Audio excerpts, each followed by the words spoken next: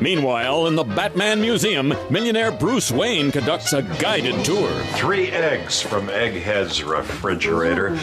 Some ice cubes from Mr. Freeze's freezer. Oh, that's cold. And an actual hairball coughed up by Catwoman. How do we know if these items are the real deal? Oh, I assure you these items are 100% authentic. For example, this hat was actually worn by the Mad Hatter during a holdup of a Korean deli. Prove it, you millionaire playboy, you. I'd really prefer not to. Prove it, prove it, prove it, prove it, prove it, Prove it! All right. prove it, prove it.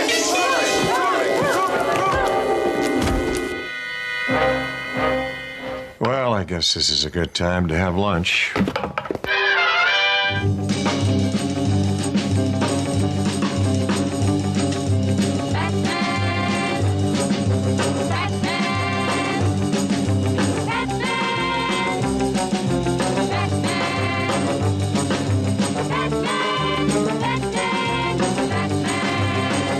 Welcome back, citizens, to an all-new episode of the Batcave podcast. It's your old bat chum, John S. Drew here, and this time around, we've got ourselves another file from the Batcomputer. Recently, I had the chance to attend DragonCon, the annual convention held in Atlanta, Georgia, and I participated in a number of panels on the American Sci-Fi Classics track. And one of those panels was a look at the 75th anniversary of Batman. And it was an entire hour of geeking out on Batman goodness. I mean, we covered a lot. I mean, going back to the 1940s serials, the origins of the comic book. We touched on the 60s series, and we also talked about the movies as well. Now, I know this isn't exactly 1966 Batman in its entirety, but there are some interesting points that were brought up in the conversation, and I wanted to share it with all that love and enjoy Batman in general. But for even those who are just here for the 66 Batman, I think you'll get enough out of this. Now, I'm not going to spend any time here introducing the panel. They do that there. It was quite a large panel. I think there were about 8 of us at the table, and in addition to that, this panel was also held on a Sunday morning at 8:30. Now, picture, if you will, Sunday morning at 8:30, you would think that very few people would show up. It was one of the longest lines going out the door waiting to get in because Joe Crow, the coordinator, was running a little late to let us in. Plus, everybody who was scheduled to be on the panel, I believe, made it. So you're going to hear a lot of voices, but as I say, they all introduce themselves, and the conversation is pretty easy to follow along. So please sit back and enjoy this look at the 75th anniversary of Batman. Our little cocoon, if you will, our little Batcave. Thank you very much. You are on the American Sci-Fi Classics track, and by that I mean the best one. There are other tracks? What? There are other tracks? There are not other tracks. Never mind then. Yeah, we're the best one by default. I thought this was CrowCon. CrowCon is next year when it's 3 days of just Manimal. Stepped in that one, didn't I? You gave him the door. I mean, and in those 3 days, we'll be able to watch the entire series 4 times. the first day? Yes. Okay, very good. Yes. But thank you very much. There was so much to talk about with Batman, so I got my Bat experts here. We're going to try to condense 75 years into like an hour. So we'll see what happens. Yay. All right.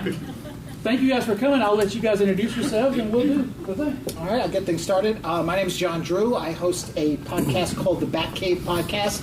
Every 2 weeks, myself and a guest host take a look at a particular episode of the 1966 Batman television series. We're currently at the beginning of the 2nd season right now. You can find it at thebatcavepodcast.com. My name is Mike Gordon. Howdy. I am a writer and comics publisher. I created the character Tiki Zombie. I'm also a co-host of the Earthstation One Podcast. And yes, you may refer to me as the Commissioner. I was about to try to do an Irish accent and claim that I was Chief O'Hara, but it's too early on Sunday. My name is Michael Bailey. I am a podcaster. I do a number of shows. The one that would be germane to this panel that is horribly behind, and the one show that I get the most feedback on, which you would think I would do more of, is Bailey's Batman Podcast, which is at bailey'sbatmanpodcast.com. But I'll still be Chief O'Hara if you're the commissioner. Right. Yeah. Will Price, just a lifelong Batman fan, periodic contributor to the Seancastic podcast, seancastic.com. We talk about a lot of different pop culture, fantasy stuff, comics, movies, video games, that kind of thing. I guess I'll be Lieutenant Bullock. I'm Michael Faulkner. I'm a writer and podcaster from here in Atlanta. I am the host of the weekly Podioplex on the Chronic Riff Network, which is a movies podcast, and I also am a co-host on the Chronic Riff Roundtable with John Drew. That's at chronicriff.com. My name is Geena Phillips. I, like John, currently making my way through the 60s Batman TV series. I'm writing a live vlog style commentaries of every episode. You can see those as Batprobe on RevolutionSF.com and Couch Crusader at NeedlessThingsSite.com. And I guess I'll be the Renee Montoya of the group. And all these links and things of these guys are going to be on our Facebook page, which all right-thinking individuals here in this room, I'm sure, are already on, right? Yes. Right? Yeah. Oh. I requested you yesterday. My friend requested you. Yes, you did. Awesome. Shut down. And I love you, random citizen. Facebook.com/American Sci-Fi Classics. We have fun like what you're about to see all year. And it's free. Thank you. Joe, I was looking away. Did you put fun in air quotes? Because I think that's really important in this instance. Oh. Yeah. Just for legal reasons. Yes. So, where do we start? Well, so We Batman. start with 75 years, though. At the beginning. No. He was created because of Superman. He was a direct response to the popularity of Superman. Vincent Sullivan, who was the editor of Action Comics, got together with one of his artists by the name of Bob Kane and asked for another character. Bob came up with a character named Birdman, who had a red outfit and a black domino mask. And Bob met up with a writer named Bill Finger, and together they crafted the rudimentary bits of business with Batman. You know, they created the persona of Bruce Wayne. Bill Finger went, Bob, Birdman may not work out. Let's do something a little different. And that red costume's just got to go. That is a dramatization of the event. That is not actually how it happened, so please do not take that as, like fact. This is like the History Channel, where like 30% of it's true. Alien. In other words, he's not saying it was aliens, but it was aliens. I'm not saying it was Batman. But Batman. It's just funny because when I woke up yesterday, I had that hair. I should have kept that. Should have rocked it out. But they first premiered, as you can see over there, in the pages of Detective Comics. Batman is different from Superman because after Action Comics #1, it wasn't until like 8 issues later they put Superman back on the cover, where Batman was pretty much on the cover of Detective Comics from now on. So, it was the case of the Chemical Syndicate, which has been told and retold countless times over the last 75 years. But all of it really started right there in Detective Comics. To be fair, it had to be retold several times because the original story doesn't make a lick of sense. It really doesn't. I'd argue that because Bill Finger, of all the Golden Age writers, really had the best sense of writing a tight plot. Like, if you read a lot of his like Green Lantern stuff from the Golden Age Green Lantern stuff, they're like plots you would find on your CSIs or your Criminal Minds or whatever today, just, without all the violence. Well, there was heavy, never mind, bad joke. But it's your typical. There is a mystery. The Batman gets involved just because he's hanging out with Commissioner Gordon, which is like one of the greatest scenes in comic book history. Where apparently Commissioner Gordon just hangs out with the rich guy and lets him come to the crime scene to contaminate it. Obviously, because that would be what I would do as Commissioner of Police, as you do. But the greatest thing about this story to me, even though when I first read it in Batman from the 30s to the 70s when I was a little kid, I remember that book. Is that you don't know that Bruce Wayne is Batman until the very end of the story. Like, Bruce Wayne shows up, he's this ancillary character, Batman's there, he's tossing people, he's swinging in, he's driving a red sedan, and at the very end, it's just like, wouldn't Commissioner Gordon like to know that Bruce Wayne is secretly Batman? And I can't imagine what it was like to be a kid in 1939 and read that and have that be a shock. Like, I really wish I could have that. Like, I wish I could forget the 75 years of Batman that I have in my head just to read that story and get that. It's nearly impossible to do now. Yeah. He's so ingrained in pop culture that Bruce Wayne is Batman.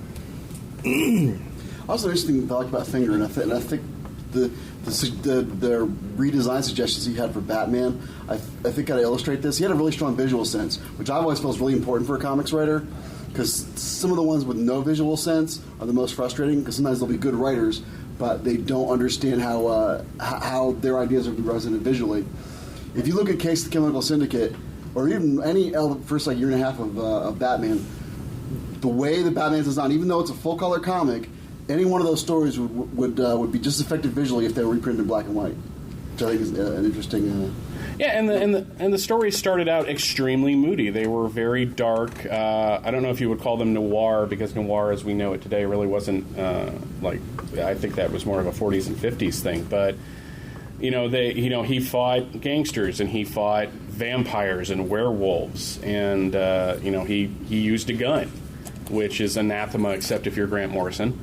And I'm sorry, that was snarky, but too soon. The great thing about those early issues, or those early stories to me, is between Bill Finger and a writer named Gardner Fox, is that they gave you these tight little detective stories with this really colorful character who really just didn't take crap off of anybody, but was constantly screwing up. Like, he was constantly getting into these situations where, he's about to die. And it was really only with the introduction of Robin and the coming on of an editor named Whitney Ellsworth, where they realized the popularity of the character, and they're like, we got to tone back the violence here. And it's really after the introduction of Robin, the first appearance of Joker notwithstanding, where things started to kind of scale back a little bit, and Batman became less of the rogue vigilante and more as like the agent of the police. Which is kind of funny when you think about it now, that they actually changed Superman to be more like Batman back in the early 40s, because apparently Superman was too much of a chaotic agent. Yes, sir. Quick question. Prior influences on both the design and the creation of the character. I mean, Zorro, who else? What are the other... Da Vinci's design for a Batwing-shaped flying machine was one of the visual ideas. There was a silent movie called The Bat. The Bat, yeah. It was very much a pulp character, and the open secret about Batman is that he was ripped off from a bunch of different sources. He was the Shadow. Is the Phantom that old or not? That's later. Is that Phantom's 40s, I think. 40s, okay. I think. But also, it was just basically all of the things that Bill Finger and Bob Kane were exposed to at the time were kind of distilled into this character. What inspired Robin? Like, how did they get this idea to have this teenager running around in this completely ridiculous costume? Robin's the POV character. He's the audience's window into who Batman is. Because when you're a kid reading that, you can't be Batman. He's a grown-up adult who's done all this training all of his life. But, Robin's a kid. Robin represents the audience looking into this world and seeing it through those eyes. I mean, one of the things that they later on, Robin's stories would feature more of that element about Robin being a kid and also doing the job that he does. Robin was also the Watson character. You had Batman basically walking around, he had no one to talk to. So you create a sidekick so that he has someone to explain the plot to. and to put into danger, because if I'm in a dark outfit, I want my shield to be in a bright yellow outfit. Go get him, Robin. Plus, I think it's more of a relatability character as well. Because when you first meet Batman, how do you get to this point? Years and years and years of training and whatnot. Whereas Robin, you meet him at the beginning of his career, so you can take that ride with him, and you can relate to him because he's starting out, from zero. So. And even in the TV show, we've been talking about this. Robin, he's the relatable character. He's us. He's the one always asking, but why is it this way? And then Bruce or Batman will go, well, first off, either don't talk out of turn, shut them down, or we'll just simply go, that's the way it is. And then, of course, Robin goes, gosh, right, Bruce, or gosh, right, Batman. When you put it that way, it's almost like he mesmerizes Robin and brings him back into that reality of the absurd of the show. Brainwashes him. Well, there is a lot of Stockholm syndrome in the Batman. I talked about it a little bit in some of the stuff I've written, but yeah. Yes, sir. Tim Drake had a strong belief that Batman needed a Robin psychologically. How true y'all think that is, that they were real? In case you guys didn't hear that, he asked that Tim Drake believed that Batman needed a Robin psychologically, and what did we think about that?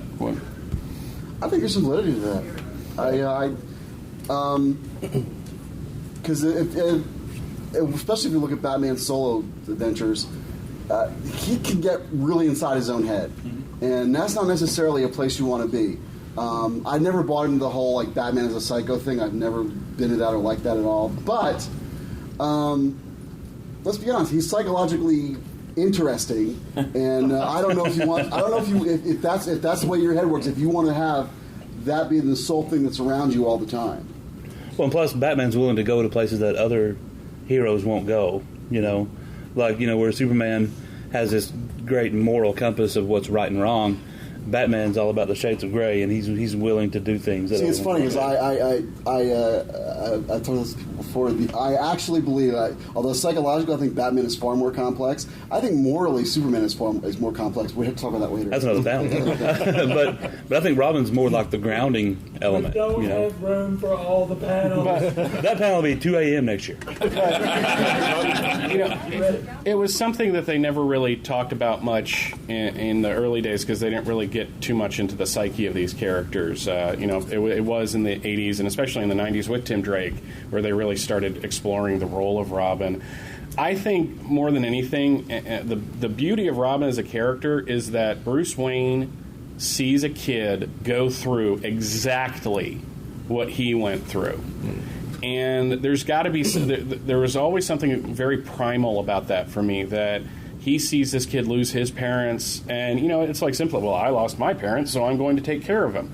But really, when you think of that, that is him not wanting, that kid to really have to go through all of the loneliness and the pain that he had to, even though subsequent versions of the character would make it seem like he was kind of leaving, Dick Grayson to his own devices.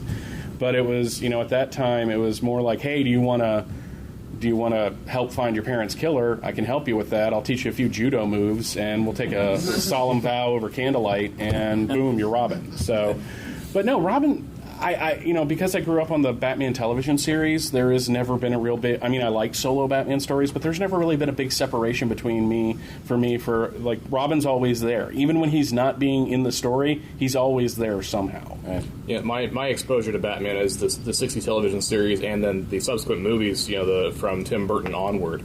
And I can see a lot of what you're talking about with Robin, where Batman's a very solitary, very, very dark kind of character. The 60 series notwithstanding, where you've got the commissioner and everybody he works with, and you've got Alfred, who is kind of a contemporary, but he's not on the same level. He's the butler. He's not a hero necessarily.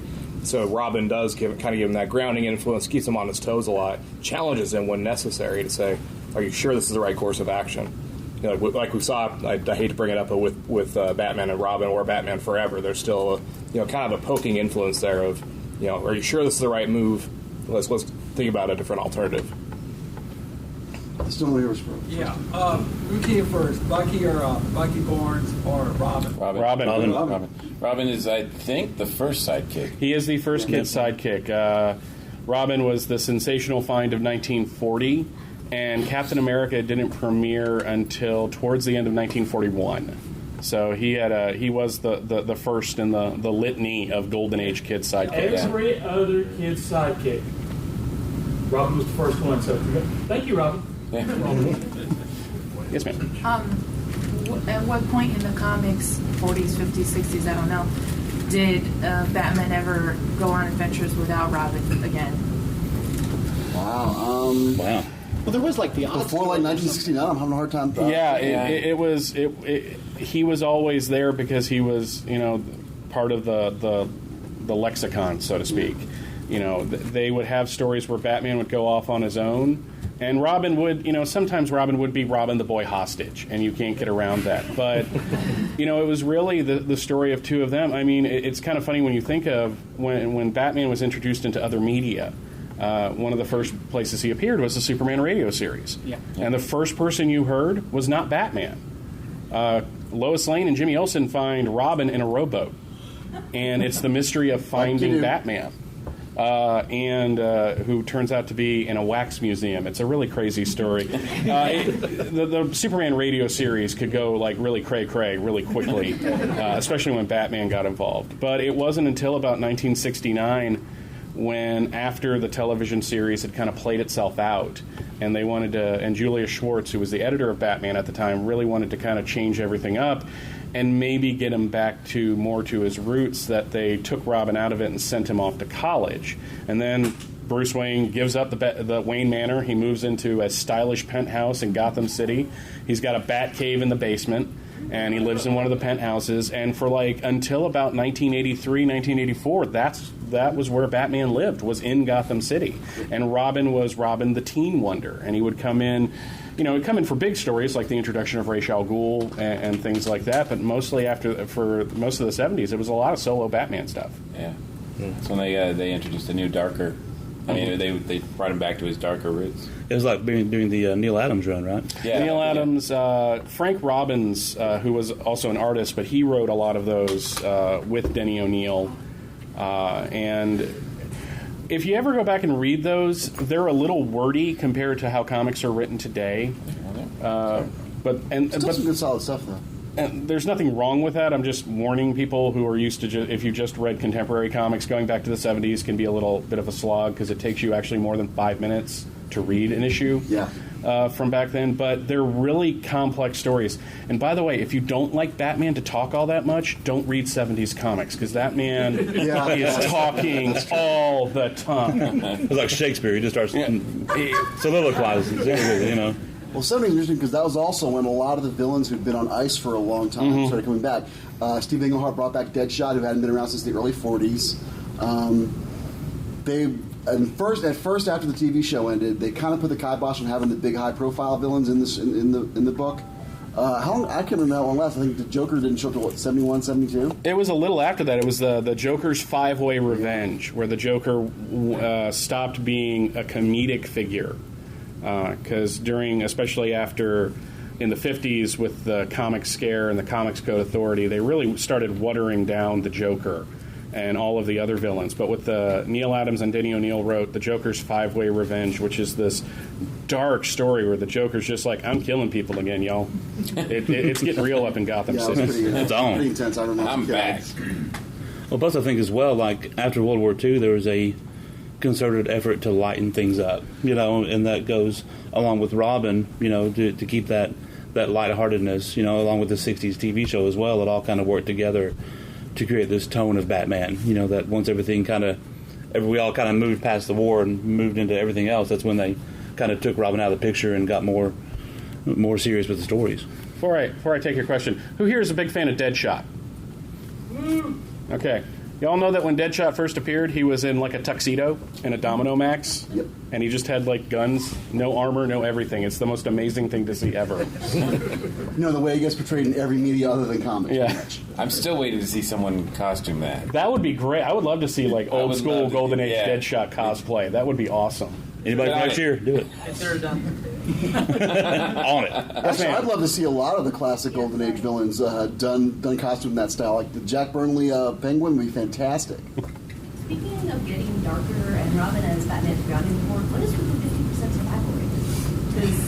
Because it seems like Batman's sidekick is guilt. Every other one is guilt. America spoke.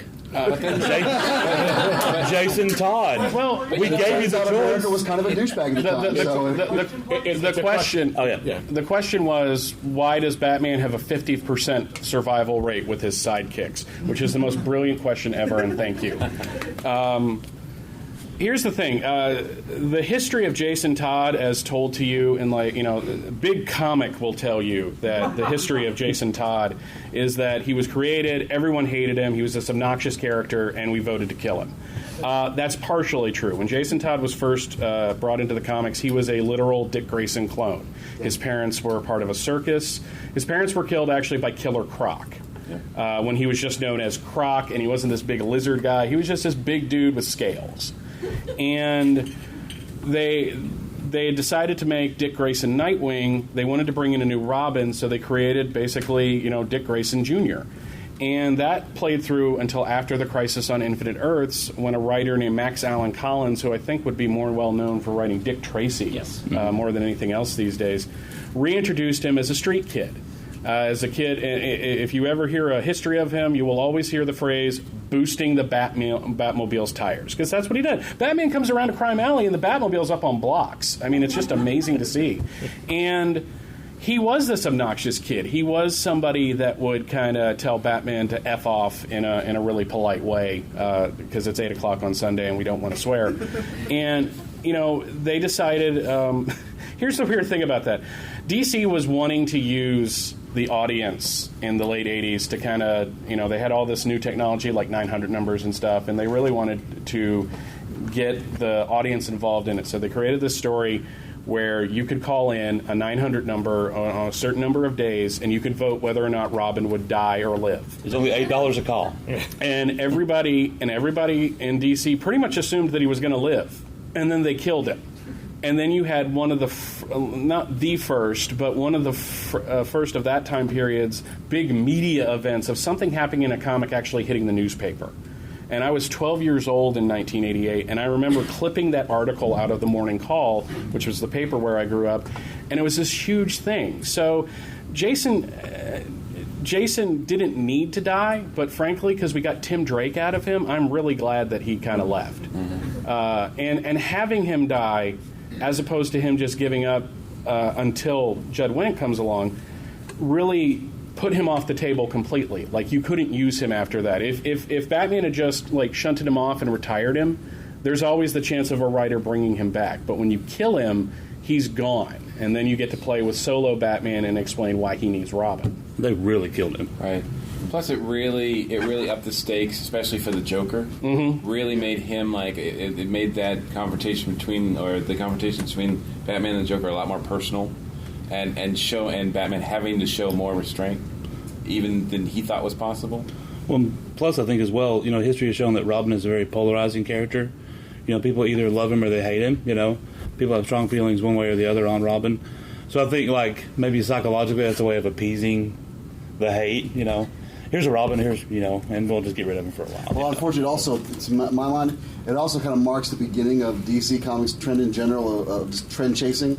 Constantly looking for the next big thing to get into, which is not really an effective engine for getting good storytelling out of people. No.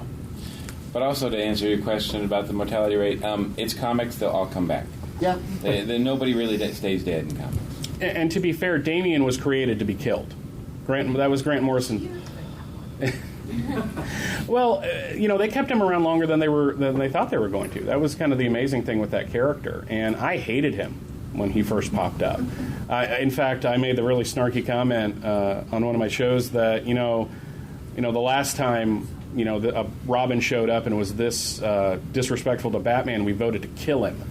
Not knowing that was the plan all the time. So, but they seem to be bringing him back. So again, to your point, it's comics, and the New 52 kind of muddled things. This whole 5-year timeline really kind of throws things. Batman, I think, does not do well by the 5-year timeline that they have right now. So, but well, Batman does fine. The Robin, not so much.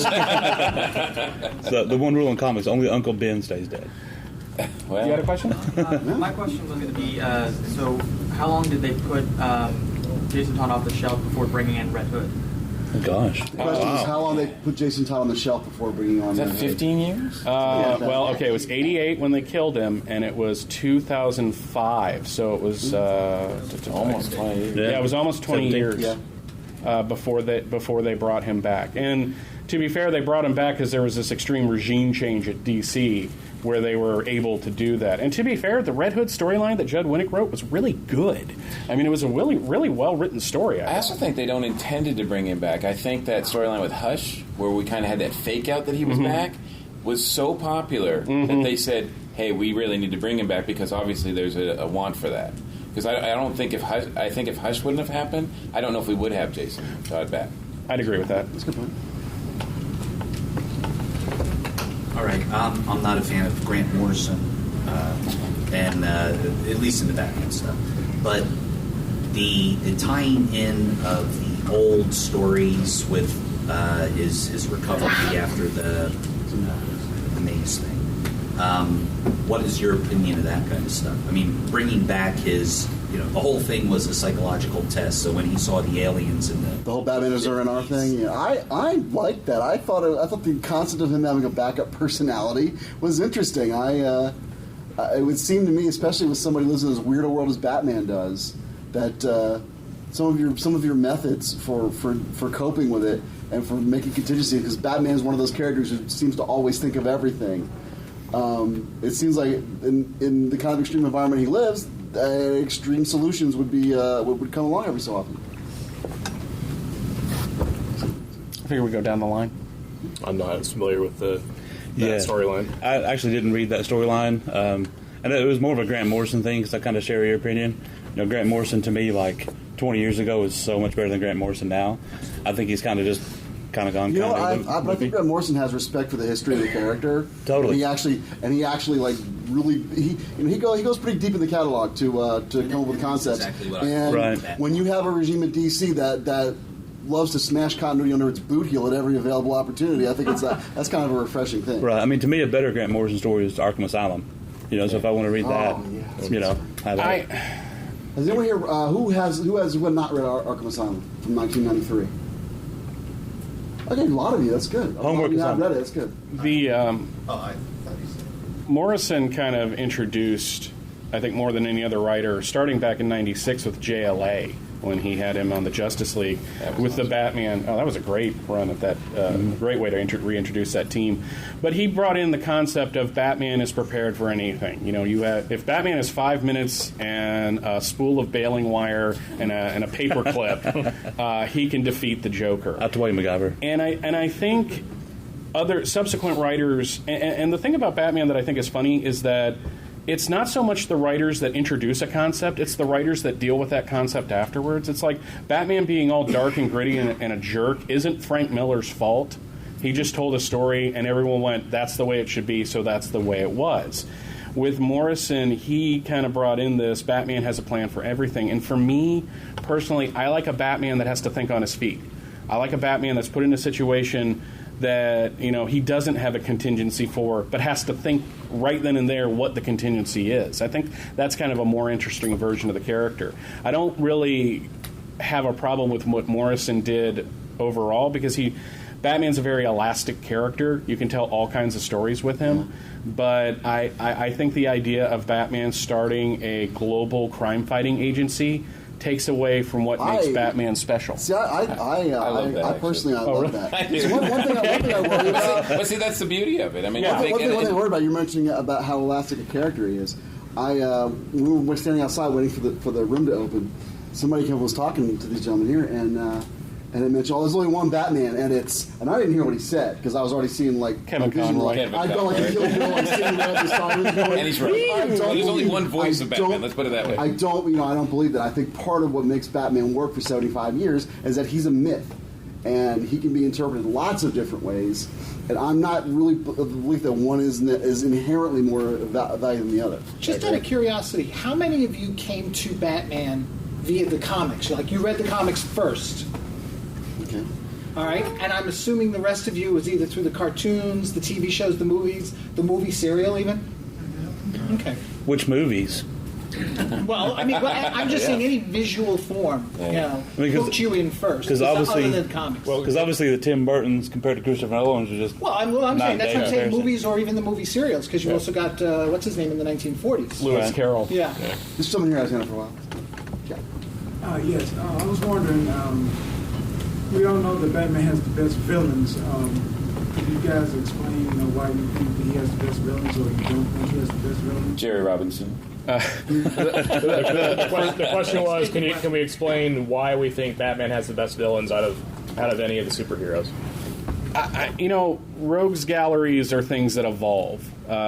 Dick Tracy was kind of the template for that. Dick Tracy as a comic strip had Flat Top and a bunch of other characters that are suddenly escaping my mind, which makes me look a little foolish. But, with Batman, it was just he lucked out. It's just like when you think of Rogues Gallery in comics, you think of pretty much, I think, 3 characters. You think of the Flash, who I think has an excellent. I think as a group of Rogues Gallery, I think that's the best. The relationship they have with him is like unique in comics. I don't think anything like it. You have Spider-Man, and you have Batman.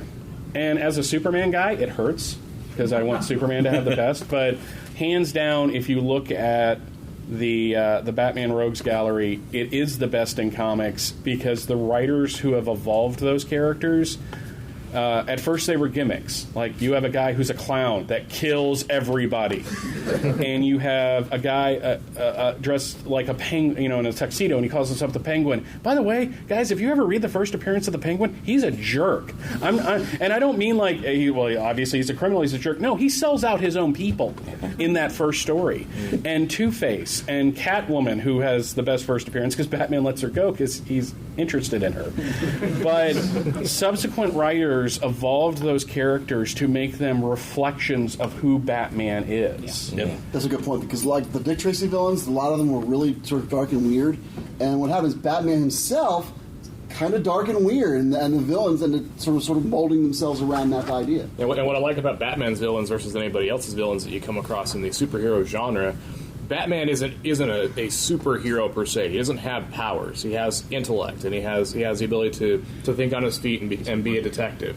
And his villains reflect that because they're grounded in reality. I mean, the Joker doesn't have some sort of magic power that he brings to bear. I'd argue that, but okay. He kills people. Well, and also, I think, to that point, I mean, since they're up against the world's greatest detective, they have to be smarter because they have to challenge him. Yes. So you have smarter villains, and because he's so dark looking, aesthetically, the artists have colorful villains to contrast him. So they're brighter, they're more colorful, they're more attractive. Well, that's where I was going to go with it as well, as we talked earlier about Batman being an elastic character and being able to be modified with the times. I think as writers have explored the character and gotten different layers out of the character and got into his head, so to speak, I think they've done the same thing with his Rogues Gallery, There's Batman has got this whole deep psychological level. Well, he's now a lot more interesting character to write for.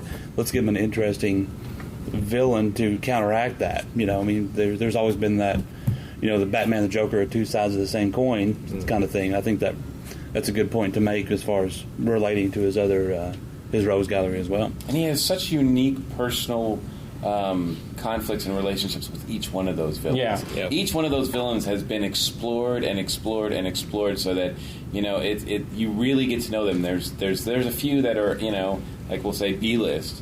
But, there's a number of Calendar them. Man. Yeah, the Calendar Man. I'd say the Calculator, but they made the Calculator pretty awesome. I got to say, that's one of all the character developments of the 2000s, that's probably one of my favorites. I love that. Long Halloween Calendar Man is cool. Actually, yeah, well, Hannibal Lecter, obviously. Yeah. So. Yes, sir. I'd like to get your feedback on other members of the cast, and by that I mean the inanimate ones. The Batcave, the Batmobile, and what seems to be underemphasized now, but when I was a kid in the 60s was really emphasized, the Deus Ex Machina utility belt. And I'd like your thoughts. We actually, on a panel last year in this very room, we actually made the, we worked out all the details, and yes, we determined that the Batmobile is the coolest vehicle ever in the history of science fiction, comicdom, and anything else. I totally agree with that. When I was born in '76, so at the tender age of 9 on Christmas morning, I got my superpowers Batmobile. Oh. And that thing, and later on, I would become more of a Superman guy, but I think everyone's born a Batman fan secretly.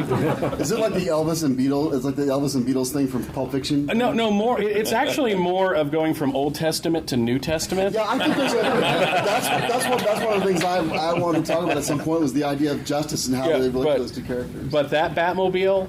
Because not only did I have the Batman that if you squeezed his legs, his arms did this, and Robin had a karate chop action, which was awesome, but you had this Batmobile that had a ram thing on the front, and it had a claw on the back so that you could catch a criminal and then drive him to police headquarters, thus completely removing his legs in the process. I really want someone to do like an animation of like him driving up to police headquarters with that claw thing and like the stump of it a dead. It's like, and him just dropping it off and going deuces and then driving off. The villain's like, I've learned my lesson. I'll never do it again. So which one is our favorite Batmobile? 70s, 80s. The 60s. I gotta go with the 60s. The shocking joke. I gotta say, the TV show Batmobile is just so in my head. Yeah. That's so iconic. like ingrained in my. I mean, it's not a coincidence that every single episode, no matter how little a role the car has to play, it's there because why wouldn't you? See, and I'm going to say the Tim Burton Batmobile. I love that one. I'm partial to either that one or the animated series Batmobile. I really like. I think if a lot of people bash on Batman Forever and Batman and Robin, and in many cases for good reason. I think if those movies had a legacy that could be complained about the most, is that for like a decade they ruined the Batmobile in the comics. Because at that point it was like up until then it was like this modified Maserati and it had a glass top that popped off and it was this really cool vehicle. I think designed by Norm Brayfogle, if I'm correct. Yeah. But after the H.R. Geiger Batmobile of Batman Forever, like the comic Batmobile was ugly as sin for about 10 years. What about the Batcave, guys? The Batcave, yeah. I mean, I remember a 25-cent giant issue back in the early 60s that had 4-page spread of layers and layers of the Batcave and where all the pieces and parts were. And it was the equivalent. You kept that one next to your issue with the Fortress of Solitude. You compare the two. You got to have someplace to keep your giant penny. Well, but here's the thing. Before they really established the Batcave in like the adapted media, if you watch the movie serials from the 40s, Bruce Wayne goes to a filing cabinet, opens it up, and takes out the Batman and Robin costume. Yeah. So I think the Batcave is this like a very average suburban home. Not so stately in that one. Not to be outdone by them driving in their convertible. They see a crime, they put up the top, and you see them getting undressed in the car. So, but no, the Batcave is one of those things. You hit on something I think really important about the history of the Batcave, and you don't see this as much in the comics today. There was a time where diagrams of the Fortress of Solitude and the Fantastic Four's headquarters and even Peter Parker's apartment, they would devote page space to that, and people would love it. Oh, yeah, diagrams of Batman's utility belt? Yeah, that was a big one. Yep. So I don't have a favorite version because it's not something that's really had like an out there version all that much in the comics, but yeah, I agree with you. You got to have a place, your giant dinosaur. Your giant penny. Right. Also, when you're a kid, caves are super cool, and you're not old enough to know that spelunking is kind of a pain in the butt. Plus, I like the 60s. Yes. The 60s Batcave. By the way, this is for real. If you look, especially the entrance at the top when they find the bookcase on the TV show, Bruce's pole, because they're marked, because everything in that show is marked. It's like OSHA came through and said, you got to mark this and this and this.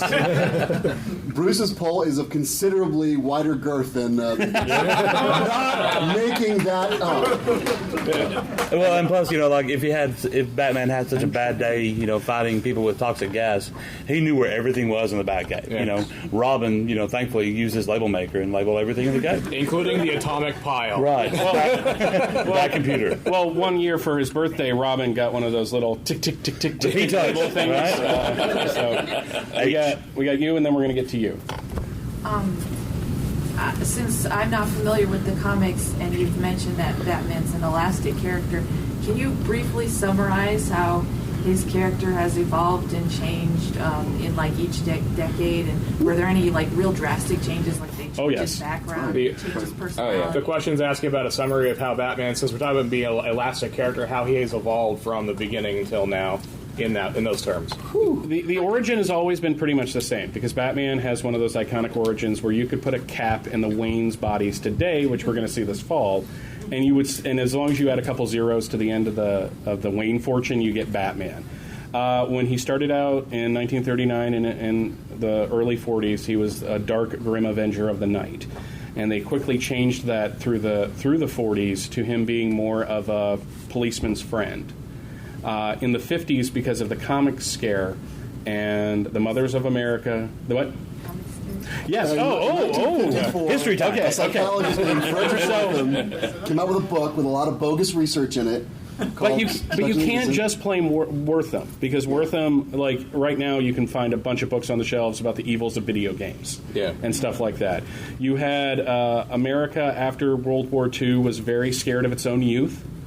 Because they were dealing with it was the concept of a teenager really didn't come up in America until after World War II.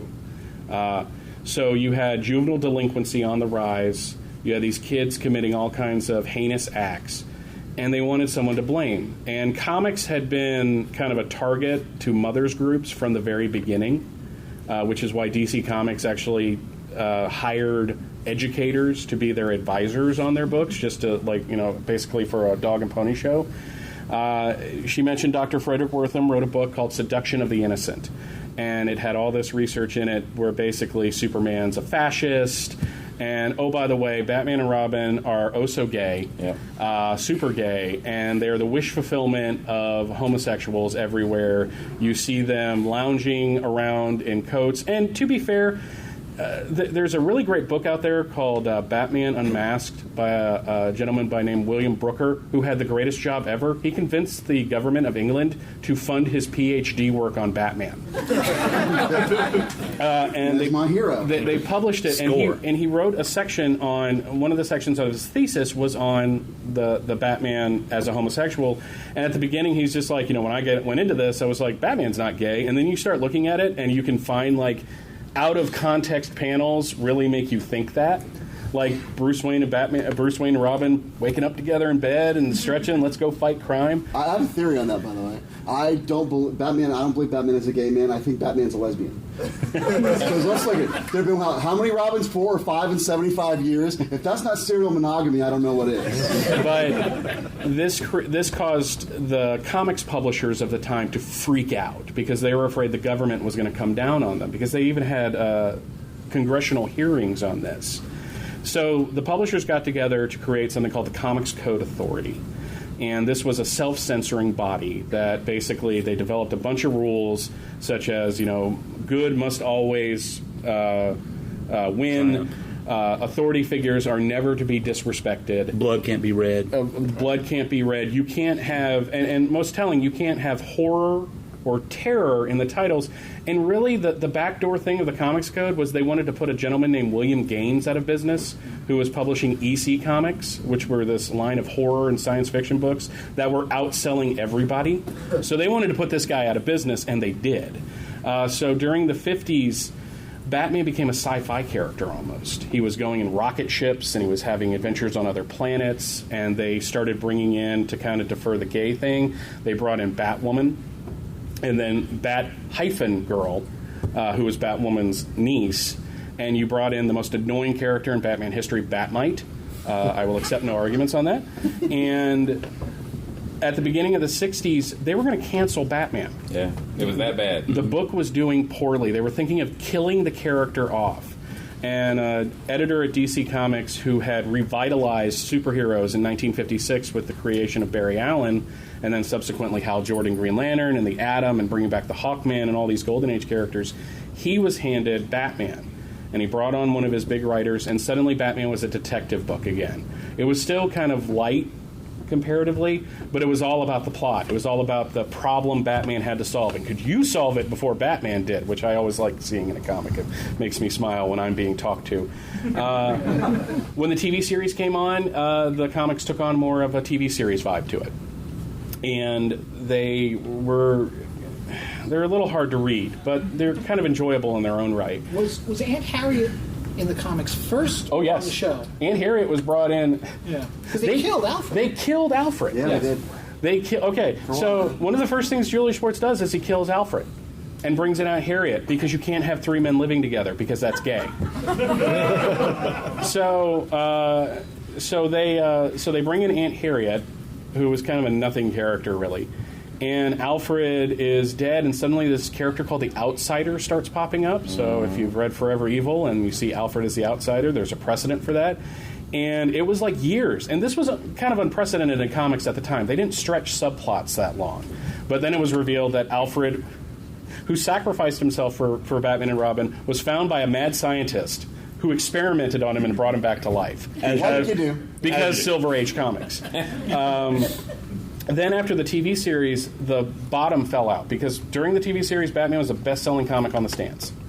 And after the TV series, and it's hard to believe in this day and age where Batman is king of everything, Batman really wasn't all that popular.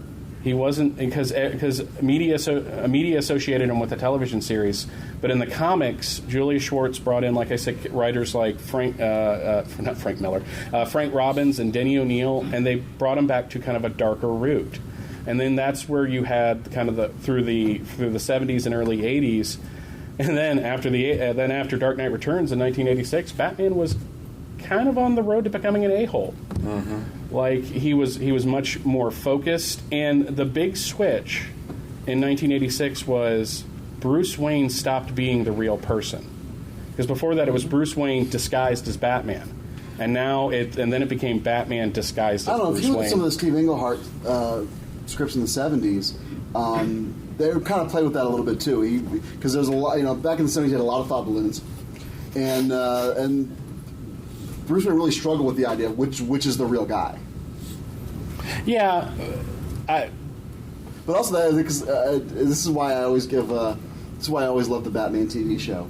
Is that if you buy into that modern idea that Batman's the real guy and Bruce Wayne's the disguise, in the TV show, Bruce Wayne is a hipster and Batman is a square. And I love the idea of somebody who's really a square pretending to be a hipster for just to conceal who he is. That really just tickles me a lot. That's brilliant. Yeah, like me personally, like The Dark Knight Returns from Frank Miller really was probably like the greatest comic series I ever read.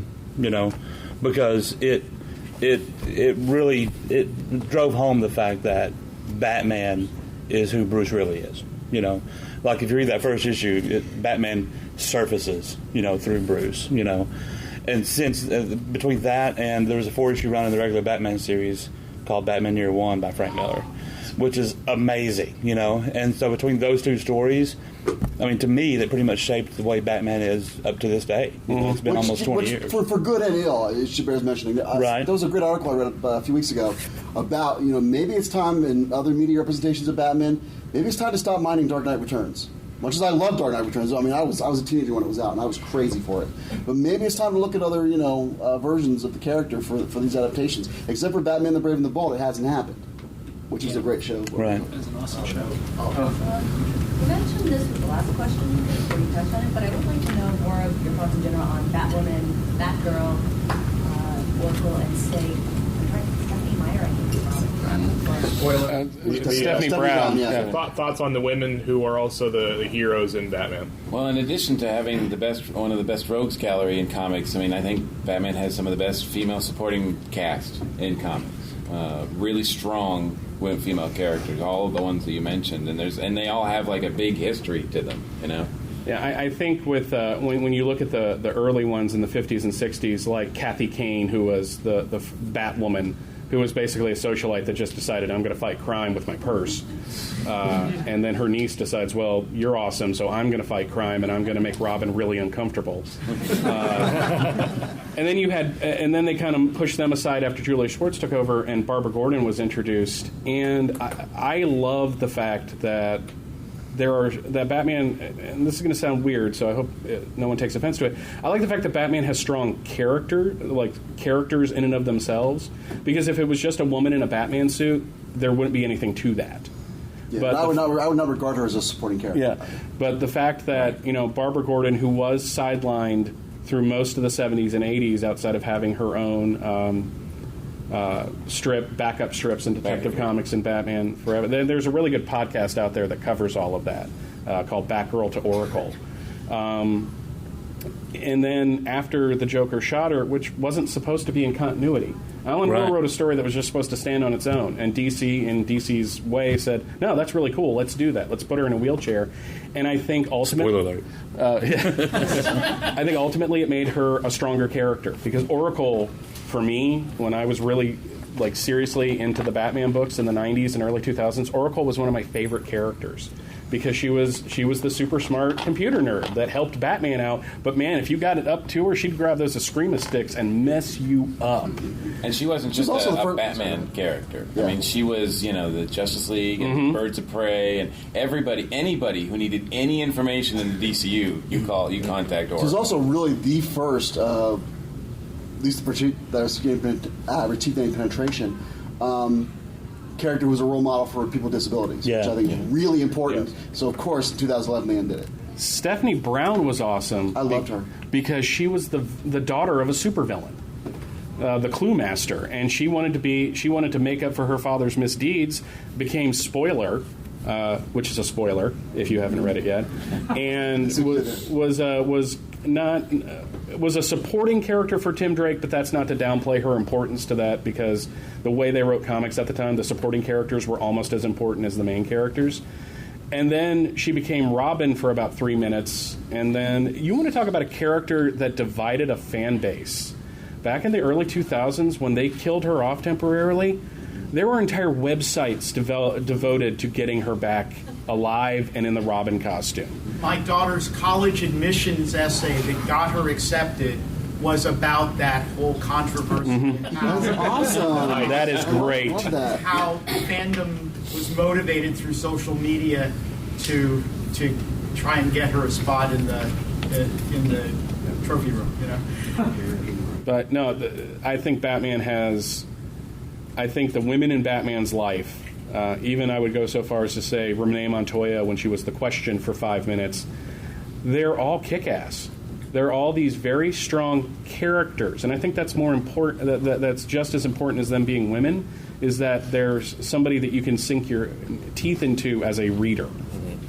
Yeah, so taking notes, Batman the Killing Joke, read it as well for the comics out there. I'll get the gentleman in the glasses just a second. Yes, sir, in the black T-shirt.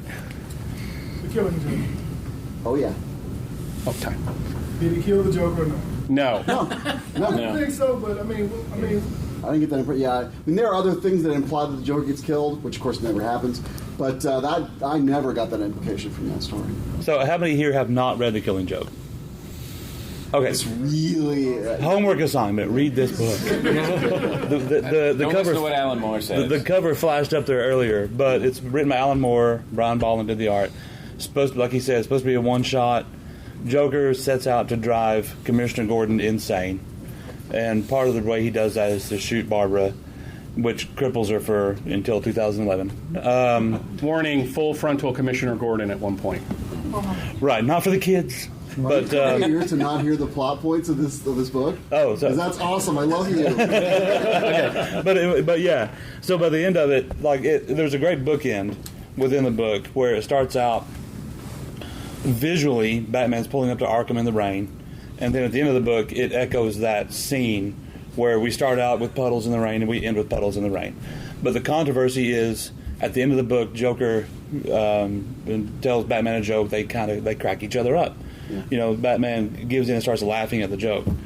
And then the controversy is you follow the word balloons, and then the ha ha ha ha just ends, but you don't see anything else on screen except for the puddle, the rain and whatnot. So the controversy is Batman snapped Joker's neck. Well, I'd never actually heard that before. I'd never heard it until it was Grant Morrison kind of popularized that. Yeah, a year or so ago, Grant Morrison. I think we have time for one more question. and you haven't asked one yet, so... I was having a discussion with one of my friends who's really to Batman. He said that the reason they don't ever kill the Joker is because the Joker and Batman hate each other. Yeah, the question is discussing why Batman won't kill the Joker. Well, the Batman won't kill, period. Right. Yeah. I mean, let's make that clear. So it's not like not like he's going to make an exception for one. Also, the Joker has a not unique position of being a license to print money. So that is also a factor. Yeah. So I agree with you. I just don't think it's in Batman to kill. I mean, you can make the argument that he has kind of a responsibility to take the Joker out, because every time he puts the Joker in Arkham, Joker's going to break out and kill 50 people. Yeah. So why do you let that happen? But there is a graphic novel, which I have not read yet, by Chuck Dixon, where actually the Joker is finally put to death. Mm-hmm. They're going to electrocute him, and Batman realizes he didn't commit the crime that they're going to execute him for. Yeah. So he has to prove that the Joker didn't do it, thus saving the Joker, who's done all this other horrible stuff, from the electric chair. So it's very Chuck Dixon, I have to say. Yeah. Yes. Well, cool. Well, thank you all for coming out. Be sure. All right, that's going to do it for our look here at the 75th anniversary of Batman from DragonCon. I want to take a moment to thank Joe Crow and Gary Mitchell, the coordinators of the track, for inviting me once again to take part in a number of panels there. And some of those you'll hear on the Chronic Rift Network as well, so stay tuned for those on the Chronic Rift podcast itself. Next week, we're back with another episode of the Batcave podcast, taking a look at another of our two-parters there. We'll get back into the regular swing of things, but I hope you enjoyed this little side trip into Batman goodness. So until next time, citizens, take care. So long, chums. Thanks for listening, chums. I don't have a bat phone, but you can contact the Batcave podcast through its Facebook page, Twitter, email at thebatcavepodcast@gmail.com, or by phone at 888-866-9010. Subscribe to the podcast via Libsyn.com. That's LIBSYN.com. Or through iTunes. The Batcave podcast is part of a series of pop culture podcasts from the Chronic Rift Network. Find them at chronicrift.com. So until next time, citizens, same bat time, same Batcave podcast.